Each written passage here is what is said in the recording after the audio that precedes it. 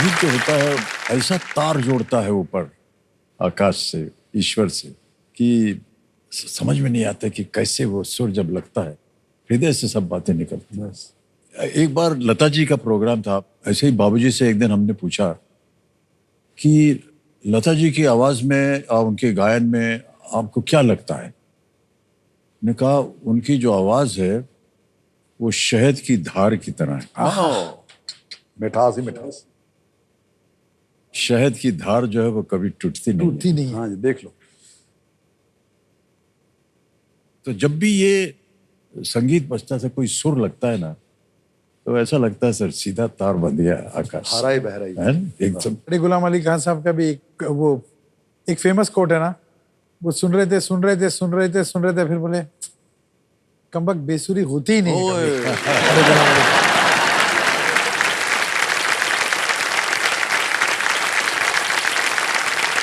हाँ सरस्वती, क्या बात। क्या बात, क्या बात।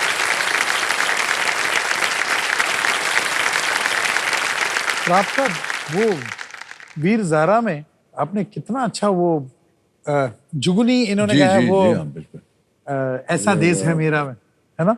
मेरे सामने उस वक्त यश जी जब ये सवाल रखा कि कुछ लाइनें हमारी वीर ज़ारा के लिए, क्योंकि पंजाब से जुड़ी हुई है, पंजाब की सरजमीन से जुड़ी हुई है, तो 4 लाइनें मतलब गाने हैं, तो वो गाना हो गया। उसके बाद उन लोगों ने कहा कि गुरदास यार इसमें कोई ऐसी लाइन फिट हो सकती है, ये मैं म्यूजिक सुनाता हूँ। जी जी जी। वो सुना भाई, उसने लगाया और उसमें वो चलता रहा रिदम। तो मैंने एक दफा फिर से लगाई, तो फिर से लगाया, मेरा जुगनी उसके अंदर ऐसी फिट बैठी। और जुगनी के बोल, ਉਹ ਮੇਰੀ ਜੁਗਨੀ ਦੇ ਧਾਗੇ ਬੱਗੇ ਵਾ ਜੁਗਨੀ ਉਸ ਤੇ ਮੂੰਹ ਤੋਂ ਫੱਬੇ ਵਾ ਜਿਹਨੂੰ ਸੱਟ ਇਸ਼ਕ ਦੀ ਲੱਗੇ ਵਾ ਵੀਰ। ਉਹ ਵੀਰ ਮੇਰੇ ਆ ਜੁਗਨੀ ਕਹਿੰਦੀ ਐ ਭਾਈ ਨਾਮ ਸਾਈਂ ਦਾ ਲੈਂਦੀ ਐ। अच्छा वो गाना हो गया।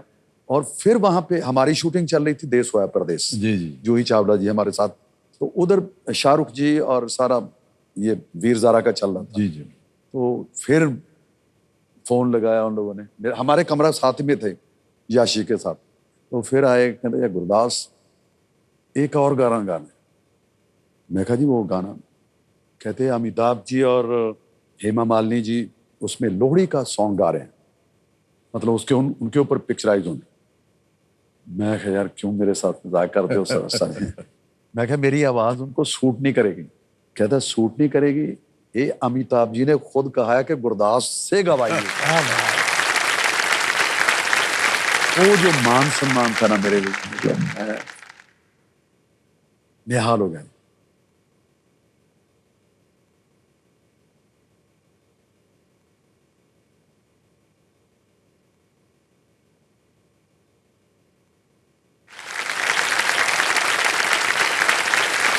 आगे चलते हैं खेल में। 7वां प्रश्न आ रहा है, यह है 40,000 रुपयों के लिए। तैयार हो जाइए। 7वां प्रश्न ये रहा आपके सामने। भारत पाक सीमा के संदर्भ में LOC में सी का अर्थ क्या है? With respect to the India Pakistan border, what does the C in LOC stand for? A Colonel, B Camp, C Command, D Control. Colonel, Camp, Command, आप Control. बोलिए खान साहब सर। डी डी कह रहे हैं कंट्रोल पे ताल लगाने के लिए। बिल्कुल सही जवाब दिया आपने। Line of control, LOC, line of control. 40,000 जीत गए हैं। अब आएगा आपके सामने 8वां प्रश्न और इसका मूल्य है 80,000 रुपए। 8वां प्रश्न आपकी स्क्रीन के ऊपर ये रहा।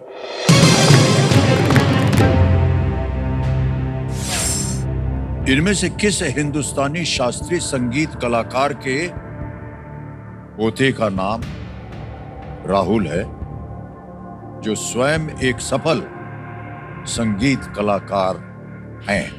ग्रैंडसन। हाँ, Which of these Hindustani classical music legends has a grandson named Rahul, who is a noted musician himself? Options आ गए। Kumar Gandharva, B Vasantrao Deshpande, C Jitendra Abhisheki, D Bhimsen Joshi. Kumar Gandharva, Vasantrao Deshpande, C Jitendra Abhisheki, D Bhimsen Joshi. Sir B Vasantrao Deshpande lock कीजिए सर। बी वसंतराव देशपांडे कह रहे ताल लगाने के लिए। Yes, right answer. क्या बात है। वसंतराव देशपांडे नाट्य संगीत के बहुत ही विख्यात गायक, और पुणे में वसंत उत्सव नाम से एक वार्षिक संगीत कार्यक्रम होता है वहां पर, और राहुल देशपांडे ने अपने दादा के सम्मान में उसे शुरू किया। ऐसे ही एक सवाल पूछना आपसे शंकर जी कि आपको वो क्षण याद है जब आपने पहला फिल्म गाना किया था शंकर एहसान लॉय के, जो एक ये मेरे दो भाई हैं जी, जो एक्चुअली हम लोग एडवर्टाइजमेंट्स में काफी काम करते थे, और जी, बस ये ऊपर वाले का वो था कि साथ में जोड़ दें। We have never till today sir, we have never अभी तक एक लीगल डॉक्यूमेंट हमारे तीनों के बीच में नहीं है कि हम पार्टनर ओह, वाह, 30 साल हो गए हम लोग कंपोज कर रहे हैं, 30 साल। वाह वाह। ये शुरू किया था, we were doing an ad for this great director Mukul Anand, हाँ, तो उनके लिए एक एडवर्टाइजमेंट करे। तो उसने एहसान से पूछा कि यार तू मेरे फिल्म, एक बहुत बड़ी फिल्म है 10 उसका नाम है, एंड उसका म्यूजिक आप करोगे? तो Ehsan said yeah I will do it if these two guys join me. तो वी सेड ओके चलो लेट्स डू इट यार टुगेदर, व्हाट इज देयर, हम लोग को कुछ नथिंग टू लूज। तो हमने वो फिल्म का शुरू किया सर। वो दिन है और आज है 30 इयर्स, और अभी तक हमारे बीच में कोई भी एग्रीमेंट नहीं। अब थोड़ा सा ध्यान आ जाए खेल की ओर। तो जैसा कि हमने बताया था आपको कि 10वें प्रश्न तक आप खेल सकते हैं दुगुनास्ट को, और अब केवल 2 प्रश्न रह गए। तैयार हैं? आएगा आपके सामने अब 9वां प्रश्न। मूल्य है इसका 1,60,000 रुपए, और वो प्रश्न आपके सामने ये रहा। इनमें से कौन सी मूर्ति एक पर्वत के शिखर पर स्थित है? Which of these statues Patel साहब। is located on the summit of a mountain? Options आ गए। A. Statue of Unity, B. Statue of Liberty, C. Great Sphinx of Giza, D. Christ the Redeemer. Statue of liberty पर्वत के शिखर पे तो नहीं है। नहीं नहीं, स्टैचू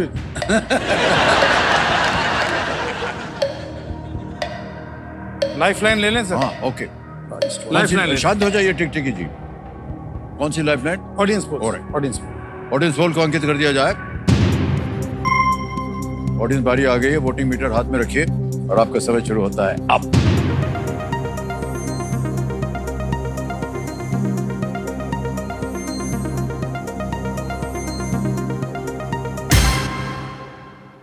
ना वही। डी को सबसे ज्यादा प्रतिशत मिला है, 78%। क्या करेंगे भाई साहब, लॉक करें इसे? Yes sir. जी, लॉक। डी। जनता के साथ जाएंगे। डी क्राइस्ट द रिडीमर, बिल्कुल लॉक किया जाए। Is the right answer. हमारे जो क्यूरियस दर्शक हैं उनके लिए बता दूं कि thank Christ you very much audience, thank you.